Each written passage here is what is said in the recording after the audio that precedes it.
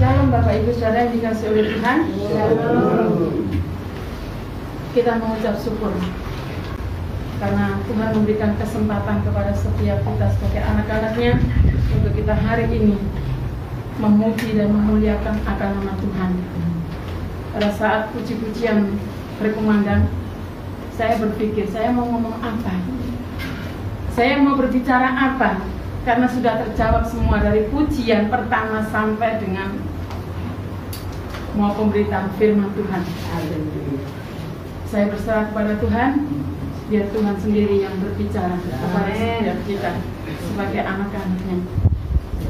Bapak Ibu Saudara yang dikasihi oleh Tuhan, kalau hari Rabu kita berbicara tentang masalah dan masalah waktu sermonnya, dan hari ini tetap kita mau berkata di dalam kehidupan kita, kenapa sih seringkali masalah dan tekanan itu ada dan menjadi bagian di dalam kehidupan kita sebagai anak-anak Tuhan.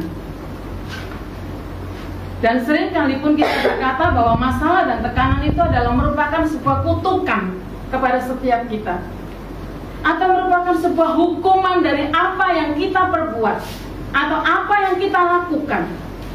Tetapi yang seringkali kita lupa bahwa Tuhan itu bekerja di dalam kehidupan kita itu melalui sebuah proses.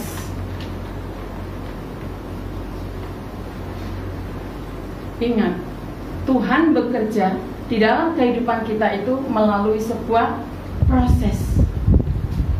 Dan prosesnya itu apa? Masalah, tantangan, sakit, penyakit, tekanan-tekanan yang terjadi di dalam kehidupan kita. Kita mau ingat kisah daripada Yusuf, di mana Yusuf itu mendapatkan mimpi waktu dia masih berusia 17 tahun. Tetapi mimpinya digenapi oleh Tuhan pada usia 30 tahun. Bapak Ibu bisa hitung 17 tahun ke 30. Ada berapa tahun Yusuf mengalami proses daripada Tuhan? Ada 13 tahun. Ini waktu yang tidak pendek, yang tidak singkat. 13 tahun. 1 tahun 360 hari kalikan. Saya tidak bisa bayangkan, seandainya waktu itu saya yang menjadi Yusuf, saya sudah begini kepada Tuhan. Pasti macam-macam omongan yang saya sampaikan kepada Tuhan. Saya pasti akan bilang, Tuhan katanya Engkau mengasihi aku, tapi kok hidupku begini. Dalam waktu 1 bulan saja kadang kita sudah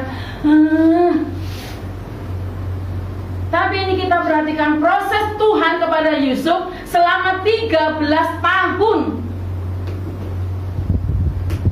Dan di situ kita lihat Yusuf diam. Tidak ada protes apapun. Kita perhatikan, saat Yusuf mendapatkan mimpi, dia langsung ceritakan. Apa yang terjadi setelah dia ceritakan? Ceritakan semua itu kepada saudara-saudaranya. Dia dihina, diejek,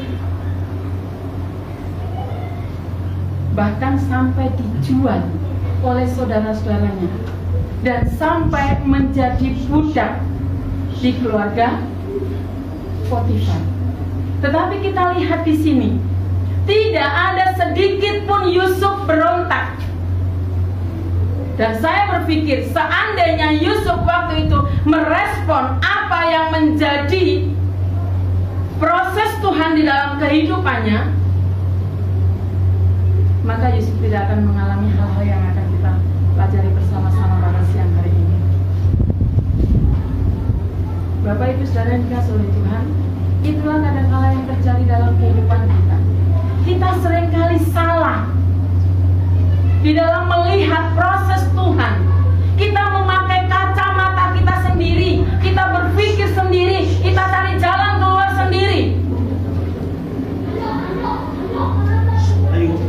Tetapi kita lihat Yusuf saat mendapatkan tekanan dan tekanan-tekanan, saat mendapatkan proses daripada Tuhan, dia melihat dengan cara pandang Allah. Sehingga setiap masalah itu mengubah sebuah kesempatan.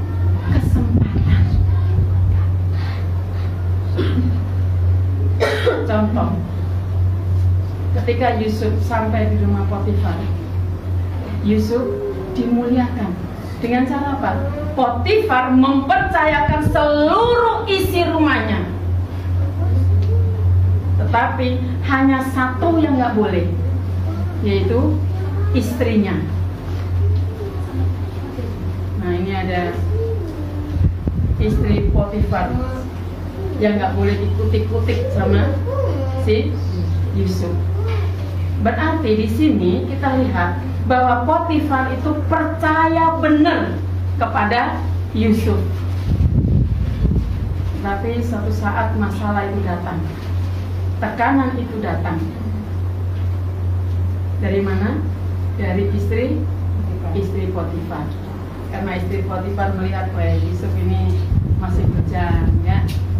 Yusuf ganteng, pinter, dan lain sebagainya. Kalau zaman anak sekarang bilangnya Yusuf itu anak berondong. Nah, sedangkan istri Potifar ini tante-tante yang cantik, mungkin genit juga, gitu ya. Akhirnya dia dekat-dekat dengan Yusuf. Dan mulailah Potifar menggoda Yusuf. Tapi kita lihat di dalam firman Tuhan, pada saat istri Potifar itu mendekat Yusuf, apa yang dilakukan oleh Yusuf? Yusuf lari. Larinya mendekat apa menjauh? Hah? Yusuf lari mendekat pada Potifar apa menjauh sama istri Potifar? Dia lari menjauh. Nah, ini bapak-bapak ya, kalau lihat ibu-ibu yang rada klemis, jangan lari mendekat, bahaya nanti ada istri di rumah. Ya, kita mau belajar seperti Yusuf, lari menjauh, jangan mendekat. Tetapi di sini kita perhatikan, walaupun Yusuf tidak melakukan apa-apa, justru dia lari menjauh, tapi istri Potifar laporannya berbeda. Dia bilang kepada suaminya, dia itu yang godain aku, dia yang perkosa aku. Bapak Ibu yang namanya suami mendengar laporan istri, apalagi kalau suaminya saking sayangnya, nah dibarengi dengan si Potifar ini punya kedudukan sebagai seorang raja. Pembelaan pasti kepada istri. Nggak ada dia akan bela Yusuf. Tetapi di sini yang menjadi satu pertanyaan dalam kehidupan, apakah Potifar nggak tahu kalau Yusuf ini adalah orang baik? Kalau Yusuf ini punya karakter baik? Tahu. Potifar sangat tahu kalau Yusuf ini orang baik, Yusuf punya karakter baik, Yusuf hidupnya disertai, dipertolong oleh Tuhan. Dan apakah Potifar juga nggak tahu model istrinya, karakter istrinya? Tahu. Tetapi Bapak Ibu Saudara yang dikasih oleh Tuhan, seperti tadi yang saya katakan, untuk menjaga nama baik dia sebagai raja, menjaga nama baik kerajaannya itu, maka Potifar mengambil sebuah keputusan untuk menjebloskan, memasukkan Yusuf ke penjara. Bapak Ibu Saudara dikasih oleh Tuhan, ini adalah merupakan satu masalah yang diizinkan Tuhan terjadi kepada kehidupan Yusuf. Tetapi kita melihat di sini, Yusuf diam, nggak apa-apa. Aku difitnah juga nggak apa-apa. Kata Pak Pendeta, itu sudah biasa. Biarin saja aku dimasukkan penjara. Karena apa? Karena dia tahu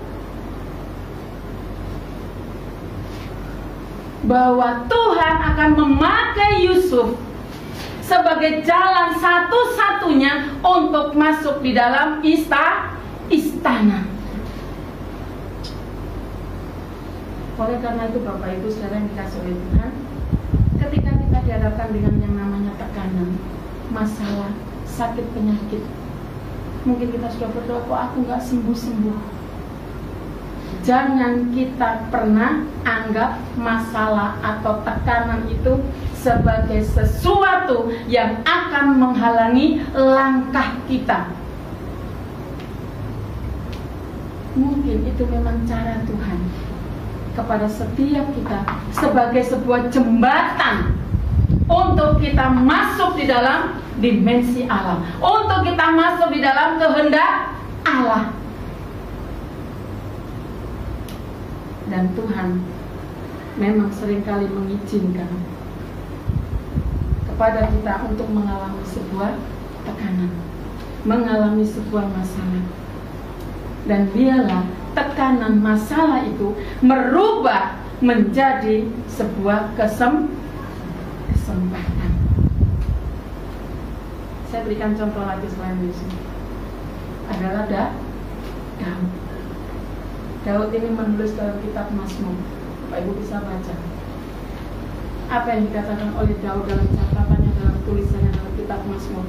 Dia selalu berkata, Tuhan itu penolongku, Tuhan itu pelindungku, Tuhan itu gunung batuku, Tuhan itu kekuatanku, aku tidak akan goyah. Itu yang selalu dia katakan dan tulis di dalam kitab Mazmur. Sekarang kenapa Daud bisa berkata seperti itu? Karena apa? Karena Daud sudah mengalami tekanan demi tekanan, dan dia tahu bahwa pertolongan Tuhan itu selalu ada. Makanya dia selalu berkata, Tuhan itu penolongku, Tuhan itu pelindungku, dan lain sebagainya. Bapak Ibu saudara yang dikasihi oleh Tuhan, dalam kehidupan kita tidak akan bisa berkata kalau Tuhan itu baik, Tuhan sangat baik, Tuhan besar di dalam kehidupanku, kalau kita tidak pernah mengalami yang namanya tekanan. Kita juga nggak akan bisa cerita kepada teman kita, oh kalau kamu saat menghadapi masalah kamu harus begini, berdoa dan lain sebagainya. Nggak akan bisa. Karena apa? Karena kita tidak pernah mengalami secara pribadi. Tetapi kalau kita mengalami secara pribadi, kita akan cerita kepada teman kita enteng. Dan orang itu percaya, oh ya orang kamu sendiri sudah ngalami. Tetapi kalau kita bercerita kepada teman, katanya teman sudah mulai, alah orang kamu sendiri aja nggak pernah ngalami. Yang kamu ngomong tadi apa? Katanya, kalau kamu percaya Yesus kamu selamat, hidupmu akan dijamin oleh Tuhan. Katanya, siapa yang mau ikut Yesus? Nggak ada. Tetapi kalau kita ngalami secara pribadi, orang iya ya, lalu kita sampaikan dulu saat aku begini. Oh ternyata Tuhanku hebat, luar biasa. Nah di sini Daud itu mengalami secara pribadi di dalam kehidupannya. Mungkin kita belum seperti yang dilakukan dan dialami oleh Daud pada saat dia mengalami sebuah tekanan sampai dia pura-pura gila. Siapa yang pernah di sini saat dihadapkan dengan tekanan terus kita keluar pura-pura gila? Gak ada, belum. Bu Pendeta dan Pak Pendeta juga belum. Bahkan pada saat gereja kita dihancurkan pun Bu Pendeta masih waras, gak pura-pura gila, gak seperti yang dialami oleh Daud. Sehingga Bu Pendeta waktu merenungkan, mungkin parah banget ya. Tidak seperti yang saya alami waktu dikejar-kejar oleh orang, dikejar-kejar polisi. Kami punya jalan pintas mutar sampai akhirnya ke Kerawang. Walaupun hanya dengan pakai baju tidur, gak masalah. Itu hanya dikejar-kejar kan, gak sampai seperti Daud waktu dikejar-kejar dia pura-pura gila. Makanya apa yang ditulis di dalam kitab Mazmur benar-benar dia mengalami. Maka dia mudah berkata, Tuhan itu penolongku, Tuhan itu pelindungku, bahkan aku tidak akan pernah goyah. Dan Bapak Ibu saudara yang dikasihi oleh Tuhan, Mari kita bersama-sama perhatikan di dalam 1 Samuel pasalnya yang ke-22. 1 Samuel pasalnya yang ke-22. 1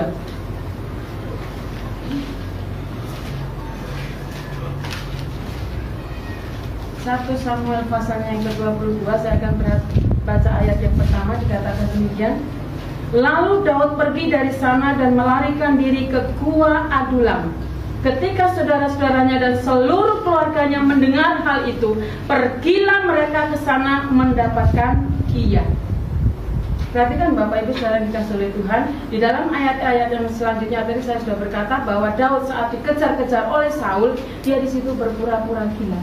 Karena saking mungkin sudah, jalan apa ya yang aku harus lalui atau tempuh.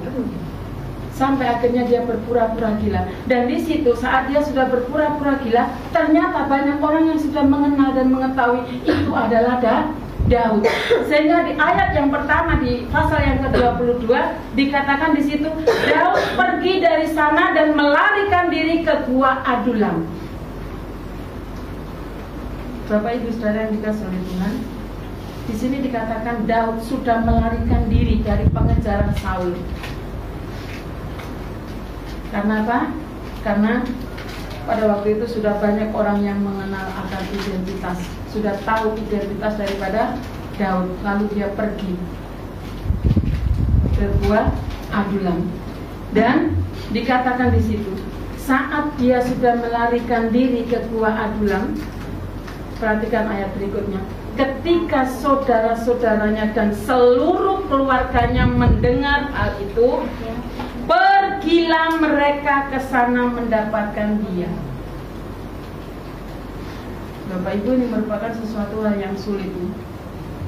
Daud lagi ngumpet supaya nggak tahu si Saul. Tapi ternyata dia waktu ngumpet, orang banyak mendengar dan keluarganya pun dengar. Akhirnya keluarganya datang menemui Daud. Panik enggak? Marah-marah enggak? Saya waktu ngumpet di rumah teman, semua orang itu dibungkam sama kepala sekolah. Karena apa? Takut kalau saya diciduk. Bahkan sampai tetangga Ibu Uli itu, waktu itu kami ngumpet Ibu Uli, dibilangin, jangan bilang ya kalau di rumahku ini ada tamu. Padahal 2 jarak rumah itu ada tentara. Tapi Bu Uli bersama suaminya ngomong ke RT-nya, jangan bilang-bilang kalau di rumahku ada tamu. Ini ibaratnya buronan ini. Saya bapak 2 anak. Bahkan sampai motor pun diganti. Jangan pakai motormu Pak, nanti ketahuan orang. Kalau ada polisi kedengaran suara motor Pak Pendeta, itu pendeta suara dilewat, dikejar. Akhirnya ada salah satu wali murid yang rela motornya dipakai sama kami. Dan kami bilang, ya udah motor kami pakai. Enggak Pak, kata polisi, jangan, nanti dia yang ditangkap. Udah biarin, dia ada motor lain lagi yang bisa dipakai. Sebegitunya kami pergi ke toko, karena waktu itu kami belum punya HP, sehingga kalau mau hubungan dengan sinode dan teman-teman lain nggak bisa. Kami mau pergi ke toko, nggak boleh. Sudah, pokoknya di rumah. Kalau kami sekolah, rumah cuman di Bintang Alam waktu itu kuliahnya. Nah, itu pun harus pagi-pagi berangkat. Seperti kami di sini pagi-pagi berangkat. Supaya apa? Supaya sampai sekolah tenang. Dan waktu kami di sekolah, benar ada polisi datang mencari yang namanya Ibu Suhardi. Bapak Ibu, di papan nama guru-guru itu ada foto saya, tapi namanya bukan Ibu Suhardi. Nama saya sendiri Sulamit Aplina Agus. Nah, saya duduk memang waktu istirahat. duduk sama-sama dengan guru-guru. Kebetulan waktu itu saya duduknya dicepet dengan orang gendut-gendut. Pak Lexi gendut, Bu Uli gendut, Bu Narni gendut. Jadi saya kecil waktu itu belum segendut ini, masih kurus. Duduk santai, kami makan memang waktu istirahat. Cukup. Apa Bu Narni sudah tahu kalau itu cari saya. Tapi Bu Narni bilang, nggak ada Pak, guru di sini yang namanya Ibu Suhardi. Tapi tetangganya bilang semua kalau Ibu Hardi itu ngajar di Maranatha. Iya Pak, ini benar SD Maranatha. Tapi nggak ada yang namanya Ibu Suhardi. Saya boleh lihat apa nama guru? Silakan Pak. Dilihat, oh ya nggak ada. Padahal waktu itu wajah saya nih benar-benar dilihat sama mereka. Dan memang polisi itu waktu itu yang ada di sini ketemu dengan saya langsung. Dalam hati saya sudah dakdik. Oh Tuhanku Yesus, tolong janganlah orang ini ingat mukaku. Karena waktu itu ketemu, saya rambutnya kan waktu itu sebahu begini, ikat undel-undel yang namanya udah tidur sama anak-anak ini. Nah di sana rambut dikerek, ikat, udah beda. Oh Tuhan, tapi teman-teman sudah sikapnya begini semuanya. Benar yang ada diantar, minta ke sono diantar, ke sini diantar, cari yang namanya Ibu Suhardi. Gak ada kan Pak guru di sini yang namanya Bu Suhardi? Ya makasih. Tapi tolong Bu ya, nanti kalau Ibu Suhardi masuk, tolong hubungi kami. Baik Pak. Akhirnya selesai itu, kepala sekolah bilang, dosa nggak aku ya? Lalu Pak Alex ini bilang, ya enggak lah Bu, memang benar di sini nggak ada guru yang namanya Bu Suhardi, adanya Ibu Aprilina. Nggak dosa Bu, karena Pak takut kok ngumpetin sesuatu gitu. Akhirnya kami kalau pulang disuruh sore baru pulang, nanti pagi-pagi sekolah. Benar-benar rasanya pernah jadi buronan seperti itu. Nanti Bapak ingin nengok ke sini jam 12, jam 1 baru keluar keliling di sini. Gimana keadaannya Puriko sambil jemaat, karena teror itu masuk ke HP-nya, selalu bilang Pak Suhardi dengan keluarga di mana? Kalau nggak jemaat rumahnya hanya akan dibakar. Apalagi waktu itu Pak Ferry, tolong Bu ngaku saja Ibu di mana, gini-gini macam-macam. Bapak selalu bilang kalau ada apa-apa diam, biarin aku yang keluar yang diri. Bapak Ibu saudara yang dikasihi oleh Tuhan, saya waktu membaca firman Tuhan ini nggak bayangin gimana Daud. Saya nggak diikutin siapa-siapa, hanya keluarga inti saja. Bapak mama saya nggak ikut, itu pun sudah ribet. Bagaimana dengan Daud yang ngumpet? Orang tahu, keluarganya pun datang. Ini repoting. Kalau saya bilang, ada orang ngumpet, malah kalian datang.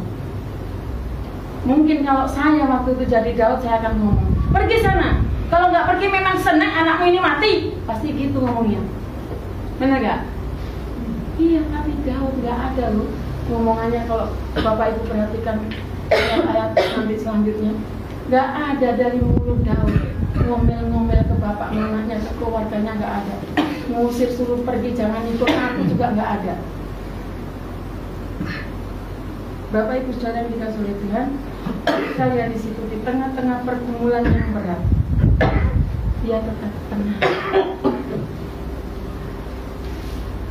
Dan ditambah lagi, perhatikan di ayat yang kedua. Ayat yang kedua dikatakan, berhimpunlah juga kepadanya setiap orang yang dalam kesukaran, setiap orang yang dikejar-kejar tukang piutang, setiap orang yang sakit hati, maka ia menjadi pemimpin mereka. Bersama-sama dengan dia ada kira-kira 400 orang. Nah, Bapak Ibu, yang pertama diikutin saudaranya, keluarganya. Yang kedua yang datang bukan bos-bos, bukan orang yang punya duit, bukan pemimpin perusahaan. Kalau yang datang orang punya duit, bos-bos, bawa macam-macam makanan, wah, kayaknya si Daud lega. Puji Tuhan, pasti dia akan kirimkan, hei, ini kiriman Tuhan ini disuruh sama Tuhan, karena aku di sini gak ada makanan, gak ada minuman, orang di dalam gua ada apa? Gak ada apa-apa. Pasti akan berkata begitu. Tetapi beda, yang datang dikatakan apa? Orang yang dalam kesukaran, yang dikejar-kejar tukang piutang, orang yang sakit hati. Ini orang yang stres semua yang datang, orang yang sakit kepala. Tahu sponsornya Bodrek? Baris kepalanya nyeng. Maka saya kasih istilah ini di ayat yang kedua ini, yang datang kepada Daud itu adalah pasukan Bodrek. Apa nggak liar kita? Coba, dalam kesesakan, dalam tekanan didatangi pasukan Bodrek. Bisa-bisa kalau Bu Pendeta ikut jadi pasukan Bodrek, bisa stres tanpa. Yang tadinya pura-pura gila bisa jadi gila beneran. Bahkan dikatakan di situ jumlahnya bukan 1-2 orang. Dikatakan apa tadi? 400 orang. Mumet beneran. Bisa kayak Timo tadi nyanyi, gitu ya. Bapak Ibu, kita di tengah-tengah keluarga saja menghadapi anak-anak saja kita sudah stres. Apalagi ini tidak dihadapkan dengan macam seperti yang kita baca dalam ayat yang kedua. Hei Tuhan, apa yang Tuhan mau dalam hidupku ini? Ya kan? Pasti kita bertanya begitu. Maunya Tuhan itu apa sih sama aku? Aku ini kan orangnya sudah begini. Kok yang Tuhan kirimkan ini orang model Bodrek? Tapi perhatikan di ayat itu dikatakan apa? Maka ia, yaitu Daud, menjadi pemimpin mereka. Kenapa Daud nggak ikut jadi pasukan Bodrek? Karena senantiasa dia percaya kepada Tuhan. Dia tahu bahwa hidupnya itu selalu dipimpin oleh Tuhan. Makanya Alkitab katakan bahwa Daud itu senantiasa menjadi pemimpin karena pertolongan Tuhan selalu ada di dalam kehidupannya.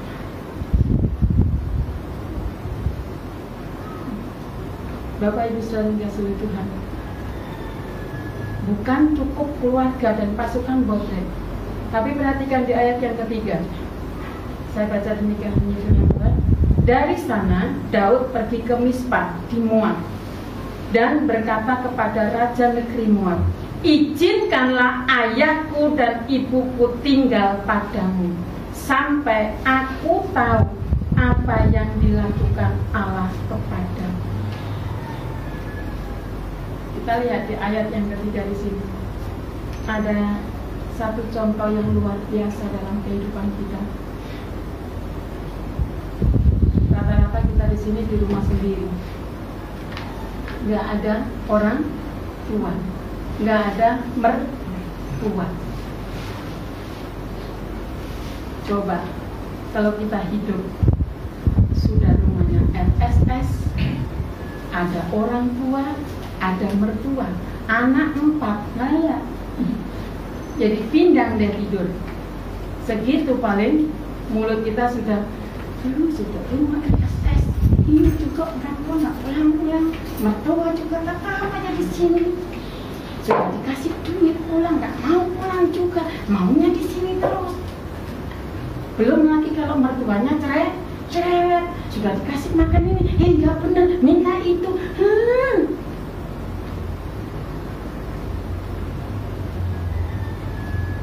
Bapak Ibu, jujur dalam kehidupan kita nggak mau kalau kita berhadapan dengan orang tua yang repotin kita, menghadapi mertua yang cerewet bawel, nggak mau.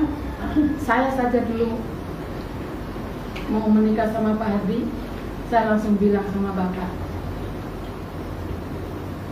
Waktu itu kalau panggilnya Mas gitu ya kalau orang Jawa. nanti Mas kalau sudah menikah, aku nggak mau tinggal di rumahmu. Setelah menikah langsung pergi ke tempat pelayanan. Walaupun aku nggak punya rumah, itu rumah gereja. Kenapa? Karena saya sudah tahu mamanya sakit, bapaknya juga sudah tua.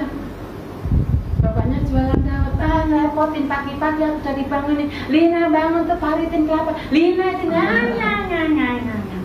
Sedangkan saya di rumah nggak pernah disuruh apa-apa sama mama.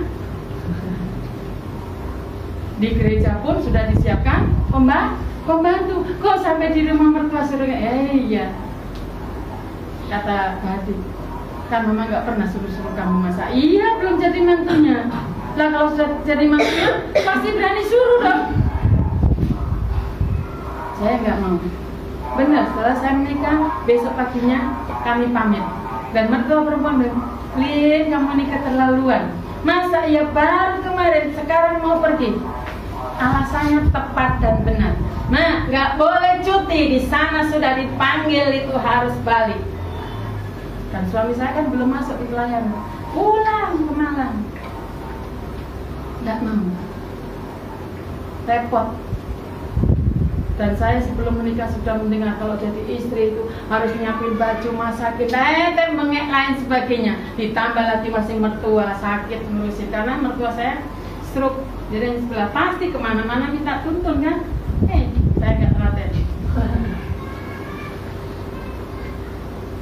Ini Daud ngumpet-ngumpet pun masih mikirin bapak mamanya.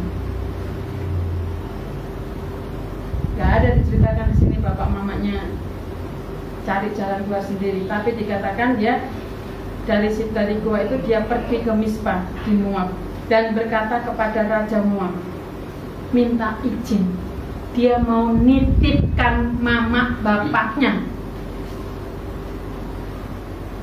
Setelah itu dia mau pergi. Bapak Ibu, karena apa dia berpikir seperti itu? Karena Daud tidak tahu apa dia nanti akhirnya mati terbunuh atau dia tetap hidup. Makanya orang tuanya dititipin. Dia berusaha menjadi anak yang baik. Bahkan saya katakan menjadi anak yang terbaik untuk orang tuanya.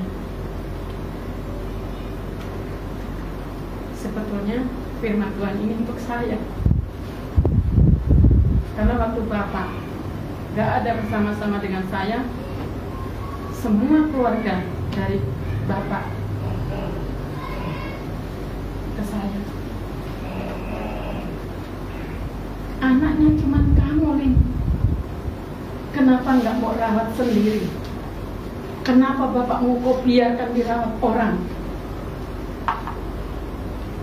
Dan waktu itu benar-benar saya stres. Karena saya mau ke sini salah, mau ke situ salah. Saya diam. Saya berkata, Tuhan, itu maunya Tuhan itu saya harus gimana dengan orang tua saya satu ini. Dan sampai akhirnya saya memohon, Bapak tinggal saja sama aku. Jawabnya Pak, enggak. Saya enggak enak, merepotkan, sungkan. Akhirnya saya bilang, loh ini anak Bapak bukan? Ini anakmu Pak. Akhirnya muncullah, wow, bisa jadi benar perkataan tetangga dulu, kalau aku adalah anak angkat.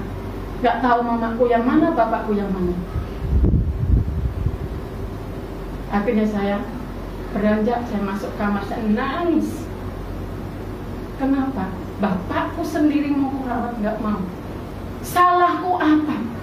Mulai koreksi diri, aku dulu waktu kecil gak pernah begini, bukono dan lain sebagainya. Kok sekarang bapakku begini? Saya nangis di hadapan Tuhan, dan Pak Adi gak berani, kalau saya sudah begitu gak berani mendekat. Dia ngobrol dengan bapak begini. Setelah lihat saya diam, saya sudah berbaring, dia masuk, dia nyalus-lus. Aku sudah gak mau. Saya bilang, gimana? Mau apa? Kalau Bapak udah. Kalau mau berdoa silakan berdoa. Kalau mau tidur silakan tidur. Dan akhirnya terus saya lapor sama Tuhan,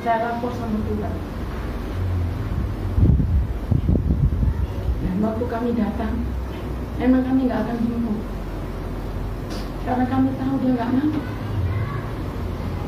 Kami biasa saja, dan memang kebetulan waktu itu mobil kami penuh karena ada hamba Tuhan yang ikut mobil kami.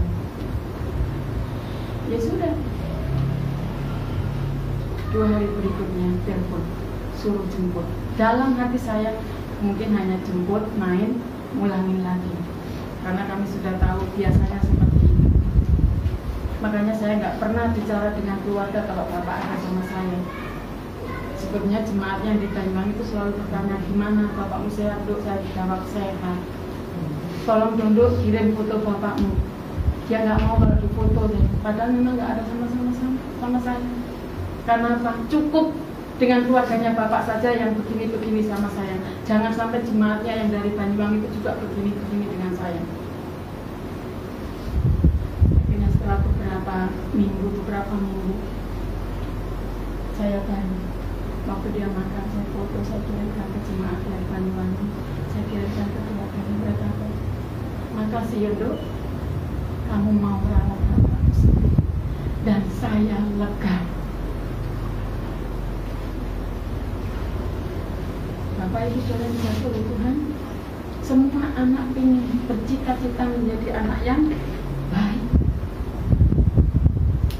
Dan memang dalam hati kecil saya selalu nggak enak dengan Pak Hadi, merasa merepotkan karena harus ngerawat Bapak di kebun. Tapi dia, saya lihat enjoy, dan saya selalu bilang maaf ya kalau kehadiran Bapak itu merepotin saya. Siapa yang direpotin? Aku nggak merasa direpotin. Benar? Iya, nggak ada. Aku kerjakan dengan suka cita. Karena yang mungkin Pak Hadi tahu dengan saya kalau urusan yang ngeyok enggak. Kalau yang bagus-bagus kasih makan, kasih ini, ayo. Tapi kalau udah enggak. Nah ini ada yang nurun sudah anak saya gitu ya. Jadi pas yang laki nurun saya, yang perempuan nurun bapaknya. Puji Tuhan, sebenarnya saya berkumpul ya. Waktu Bapak bilang saya mau ke Jogja mulai tanggal 17 sampai 23 saya berkumpul Tuhan Yesus. Mungkin inilah yang Tuhan mau gitu. Jangan saya hanya kasih makan, dikain bajunya, nyuci bajunya, tapi saya harus nyepuk. Oh Tuhan, tolong saya. Saya selalu, Tuhan tolong. Jadi setiap kali kalau dia antar pagi, bener ya berangkat tanggal 17, pulang 23. Iya, memang jadwalnya itu. Dijelaskanlah sama dia kalau 2 hari karantina, minggu baru pembukaan karena ibadah langsung buka ini. Ya sudah lah. Tapi dalam Tuhan tolong saya. Karena nggak taunya apa. Tuhan pakai anak saya ini perempuan telaten ternyata dia. Saya bilang terima kasih Tuhan. Ya, dia rawat kampungnya ini. Saya gini, Tuhan terima kasih. Engkau sudah memberikan solusi yang terbaik. Nah, waktu saya baca ini, Daud yang dalam terjepit seperti itu, dia masih mikir, bapak mamaku mau dikemanain. Ternyata dititipkan. Karena apa? Ya dia nggak mau, nggak mungkin dalam dirinya, aku nggak mau loh, nanti bapak mamaku lihat kalau aku sampai terbunuh terus mati. Mungkin itu ya, karena di dalam firman Tuhan nggak ditulis seperti itu. Nah, di sini dikatakan di dalam ayat yang keempat, dikatakan lalu diantarkannya mereka kepada raja negeri Moab dan mereka tinggal bersama dia selama Daud ada di kubu gunung. Tuh, nggak hanya dibilang, tuh Pak, Bu, udah aku titipin tuh, udah aku cariin tempat penginapan, sono pergi sendiri. Enggak. Tapi di ayat yang keempat dikatakan diantar. Luar biasanya ya Daud. Nih anak-anak ini yuk kita sama-sama belajar seperti Daud. Menjadi anak yang baik. Ini kita anak di dunia. Sekarang pertanyaannya kepada setiap kita sebagai anak-anak anak-anak Tuhan. Baik enggak kita? Enggak. Enggak ya, Bi. Saudara, kita perhatikan di ayat yang kelima. Tetapi Nabi itu berkata kepada Daud, janganlah tinggal di kubu gunung itu, pergilah dan pulanglah ke tanah Yehuda. Lalu pergilah Daud dan masuk ke hutan karet. Daud berhasil mengubah pahlawan-pahlawan botrek tadi menjadi pahlawan-pahlawan yang gagah perkasa. Dan ini tidak gampang, tetapi Daud mau lakukan itu semuanya. Daud mau mengerjakan semuanya itu, walaupun dalam himpitan, dalam tekanan. Dia dikejar-kejar oleh Saul. Orang tuanya datang kumpul, ditambah lagi pasukan botrek, ditambah lagi harus memikirkan keadaan orang tuanya. Mau ku taruh di mana ini? Selesai dapat dia antarkan dengan baik. Ih, Bapak Ibu luar biasa, makanya tidak salah. Tuhan katakan tadi di dalam ayat yang kedua, ia menjadi pemimpin. Karena itu, apa yang Daud tulis di dalam kitab Mazmur pasal yang ke-34, mari kita perhatikan bersama-sama. Mazmur 34.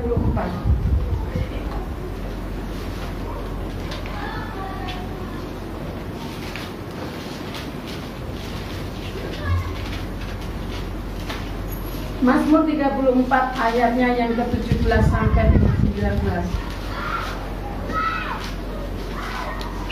Mazmur 34, kita akan perhatikan ayat 17 sampai dengan ayatnya yang ke-19. Saya akan mulai baca dari ayat yang ke-16. Dikatakan demikian ini firman Tuhan. Maka mata Tuhan tertuju kepada orang-orang benar, dan telinganya kepada teriak mereka minta tolong. Wajah Tuhan menentang orang-orang yang berbuat jahat untuk melenyapkan ingatan kepada mereka dari muka bumi. Apabila orang-orang benar itu berseru-seru, maka Tuhan mendengar dan, perhatikan, melepaskan mereka dari segala kesesakannya. Tuhan itu dekat kepada orang-orang yang patah hati, dan ia menyelamatkan orang-orang yang remuk jiwanya. Bapak Ibu Saudara yang dikasihi oleh Tuhan, jika ada tekanan, ada masalah di dalam kehidupan kita, kita jangan datang kepada manusia. Percuma kita datang kepada manusia. Tapi katakan firman Tuhan tadi, berseru-serulah kepada Tuhan, cari Tuhan. Jangan cari Mbak Dukun, cari sono orang pinter-pinter di mana-mana, nggak perlu. Cari Tuhan, datang sujud kepada Tuhan. Bapak Ibu, selama ini saya selalu berkata saya sendiri, saya nggak punya siapa-siapa, nggak punya saudara. Enak Pak Hardi, punya kakak, punya adik, ada diajak ngomong. Itu selalu saya iri sama Pak Hardi. Tetapi bersyukur saya menjadi anak Tuhan, sehingga ada jawaban yang tepat dari firman Tuhan. Kamu gak sendiri, Lina. Ada aku, Bapamu yang di surga, yang menjadi teman, menjadi sahabat, menjadi orang tua, semuanya. Maka di dalam kesesakan, dalam menghadapi masalah, langsung datang kepada Tuhan. Dan jujur, kalau saya sudah seperti itu, jarang mulut saya itu ngomong begini, Tuhan, enggak. Air mata saya yang mengalir. Makanya ada pujian apa? Tuhan mengerti bahasa tetesan air mata. Biasanya kalau sudah selesai itu, saya keluar nyanyi lagi itu. Apa? Menguatkan saya sendiri. Walaupun saya nggak cerita kepada Tuhan sepenuhnya detil, tapi Tuhan bisa menerjemahkan setiap tetesan air mata saya. Dan sampai hari ini terbukti Tuhan selalu menjadi penolong saya, menjadi jawabannya penuh dalam kehidupan saya. Amin.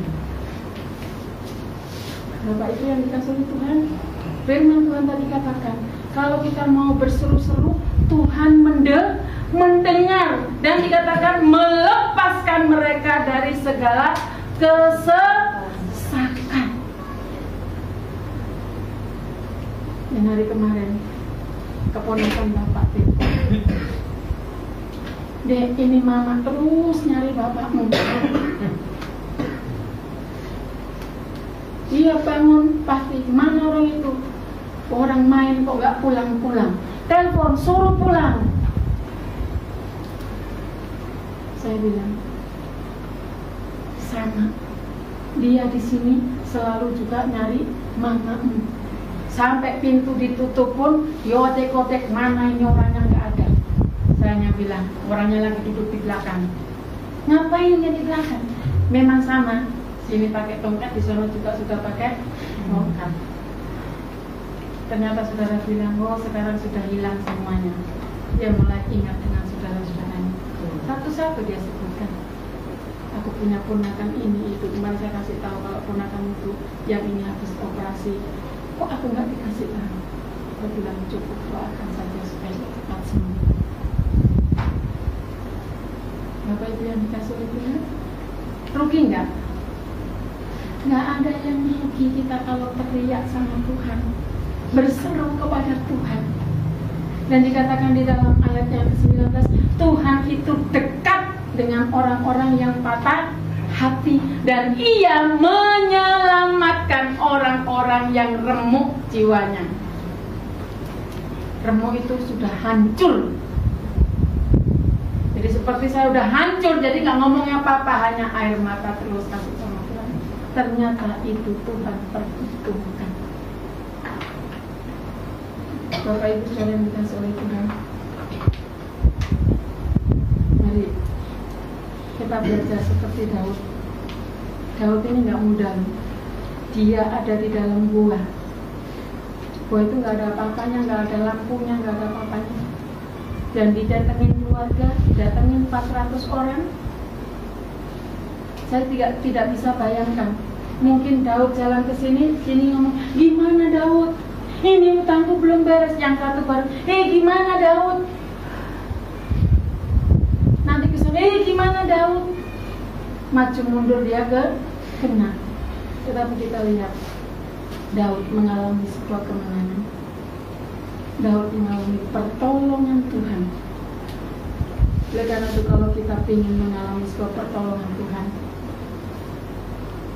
hati yang hancur, hati yang remuk, kita harus alami di dalam kehidupan kita. Jadi dalam hal ini saya mau katakan bahwa orang benar itu bukan berarti tidak akan mengalami yang namanya tekanan, tidak akan pernah mengalami persoalan, tidak akan pernah mengalami kemalangan. Justru dikatakan di sini, orang benar itu akan diuji oleh Tuhan. Dan karena itu saat kemalangan datang, saat tekanan datang dalam kehidupan kita, jangan pernah kita berkata, Tuhan, kenapa aku harus mengalami hal ini? Mari kita stop berkata, bertanya-tanya kepada Tuhan, Tuhan kenapa, Tuhan mengapa, nggak perlu lagi. Kenapa? Kita tahu Tuhan izinkan tekanan persoalan itu harus kita alami. Tuhan izinkan kita mengalami kemalangan. Tetapi Tuhan berkata apa? Di dalam firman Tuhan tadi, aku akan melepaskan dari semuanya itu. Karena itu untuk apa? Tuhan punya tujuan. Kenapa kita harus mengalami tekanan? Tujuannya apa? Supaya kita bisa menyaksikan akan hidup kita, pengalaman hidup kita bersama-sama dengan Tuhan. Bapak Ibu, dulu saya suka protes sama mereka. Udah, ayo balik saja ke Malang. Sebentar kok 1 tahun. Karena rektor saya ini selalu ya wajar ya. Karena waktu beliau menjadi rektor, itu murid pertama yang diterima itu adalah angkatan saya. Sehingga hati Bapak itu bermain. Beliau pingin anak-anaknya ini sukses dan berhasil. Itu wajar. Dan selama ini saya nggak punya hubungan apa-apa. Jadi waktu saya bilang, enggak Pak, saya tetap di sini, itu stop. Nggak pernah dia lagi telepon-telepon. Karena sudah dirayu sedemikian rupa, kami tetap di sini. Maunya kami balik ke Malang. Bahkan beliaunya sudah mencarikan tempat untuk saya. Sampai tempat itu disebutkan kepada saya bilang enggak Pak. Sampai beliau bilang, kamu mau balik lagi ke tempat pelayananmu yang lama? Oke, nanti aku ngomong ke majelis. Kalau kamu mau kembali, karena kamu dikeluarkan dari situ, kamu nggak punya masalah apa-apa. Tapi Bapak juga nggak ngerti kok kamu dikeluarkan dari situ.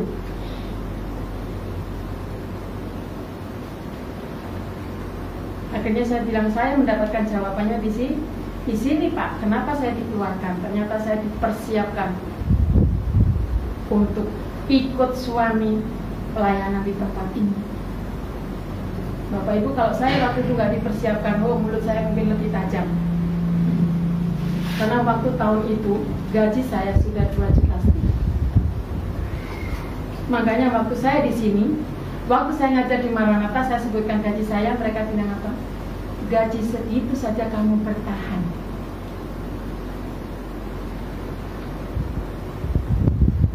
Tetapi rektornya Bapak bilang apa? Ingat, kamu disuruh ke sana, itu bukan kamu yang memilih, tapi Tuhan yang putuskan. Pasti Tuhan akan gimana kamu bisa hidup di sana. Dan memang pengalaman demi pengalaman, proses sekian lama tahun itu benar-benar membentuk kami. Makanya kami bilang, Allah kami di Malang itu sama dengan Allah kami di tempat ini. Allah yang kami sembah di Malang sama dengan Allah yang kami sembah di tempat ini. Walaupun saya nggak punya gaji 2,5 juta, buktinya saya nggak pernah datang ke ibu bapak untuk minta beres. Saya juga nggak pernah berkata, oh anakku nggak makan hari ini, nggak pernah. Puji Tuhan, pemeliharaan Tuhan nyata di dalam kehidupan kami. Bapak Ibu Saudara kasih, ini yang Tuhan mau. Biar kesaksian hidup kita bersama-sama dengan Tuhan ini yang kita mau sampaikan, yang mau kita ceritakan kepada banyak orang.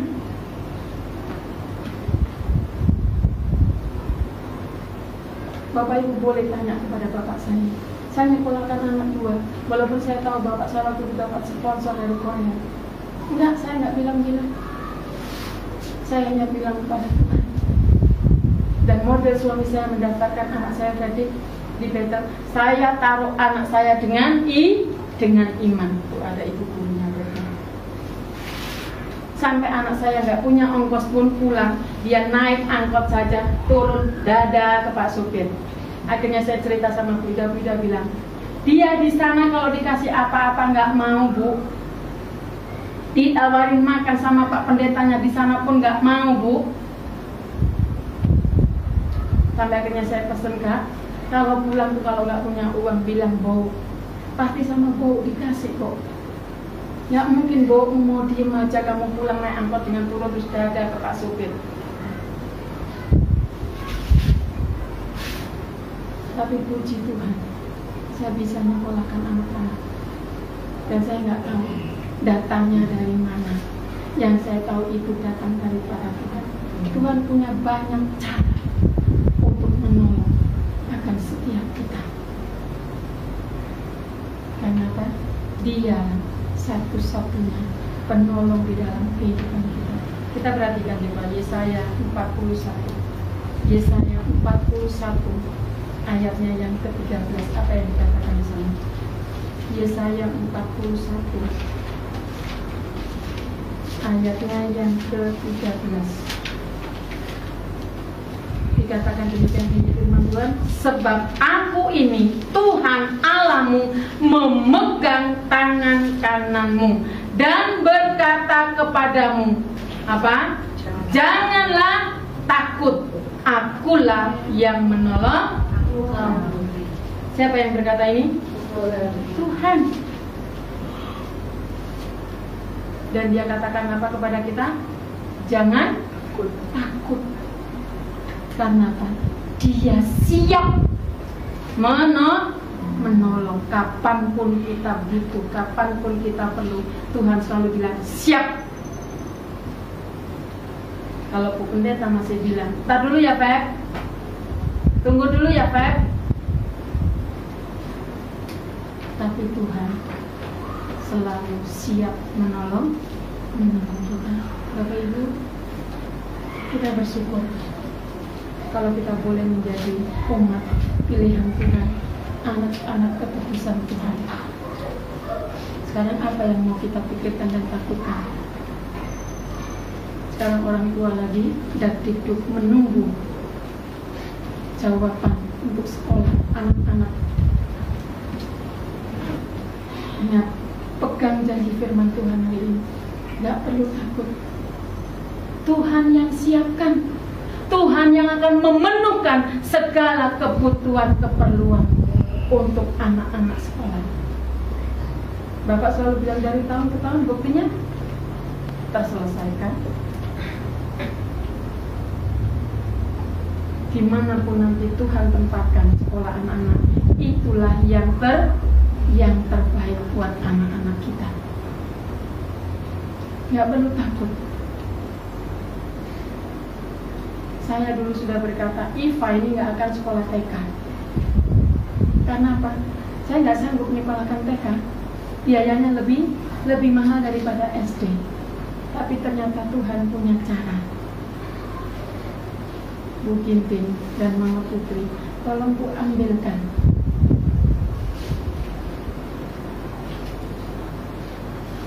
untuk Adit dan Putri sekolah TK di Maranatha. Saya ambil Aldo waktu itu ya. Nah, mereka sekolah di sana di TK Maranatha. Saya hanya dititip. Dan ternyata itu cara Tuhan untuk menolong saya menyekolahkan Iva di sana. Saya ambilkan formulirnya. Lalu kepala sekolahnya bilang, "Loh, anak ibu memang nggak masuk TK?" "Enggak, Bu. Ini dua-dua anak jemaat. Masukkan saja." "Enggak, Bu. Karena saya sudah tahu uang gedungnya berapa, ini berapa, ya saya orang dalam." Tapi kepala sekolah ngomong, "Udah bawa 3, jangan 2. Ya nurutlah, saya bawa 3. Sampai di rumah nggak saya isi, nggak apa, ya udah diam. Waktu membalikan formulir, "Lah mana aja?" "Oh memang, udah isi itu langsung aja, biarin aja itu nanti dibawa pulang lagi ke sekolah kembali." Ya sudah, nurut saja diisi. Akhirnya mulut ini berkata, "Bu, saya nanti nggak bisa bayar langsung ya, paling saya cicil. Kalau mau potong langsung gaji saya." Bapak Ibu, waktu itu gaji saya hanya 100.000. Saya pikir dia nggak akan tega mau motong, karena untuk transport saya PP saja saya harus nambah. Tapi dia hanya katakan, "Iya, nanti saya potong. Terserah ibu mau motongnya berapa." Tapi dalam hati saya sepertinya juga menjerit, mau dipotong berapa, terus saya transport nanti dari mana, itu aja masih kurang. Waktu saya bawa anak ini, saya mulai ada duit saya gitu. "Nih Bu, saya nyicil. Nih kwitansinya. Kita lihat. Oh lunas Bu." Sudah ada yang melunasi. Bahkan sampai seragamnya segala macam. Tuhan kasih. Saya nggak tahu dari mana. Saya tanya siapa Bu, nggak perlu tahu. Itu Tuhan yang kasih. Bapak Ibu, kenapa harus takut? Kita punya Tuhan. kasih-Nya luar biasa di dalam kehidupan kita. Dari tadi kita berkata, Tuhan, aku punya Tuhan yang besar. Nah, ini tantangan dalam kehidupan kita. Benar nggak aku punya Tuhan yang besar? Benar nggak aku punya Tuhan yang ajaib? Benar nggak aku punya Tuhan yang dahsyat? Bapak Ibu sendiri yang bisa jawab. Bagaimana kita merespon di saat tantangan, kesulitan datang di dalam kehidupan kita. Kasih Tuhan itu sempurna. Mari kita bersama-sama tunduk kepala kita pujikan pujian kasih yang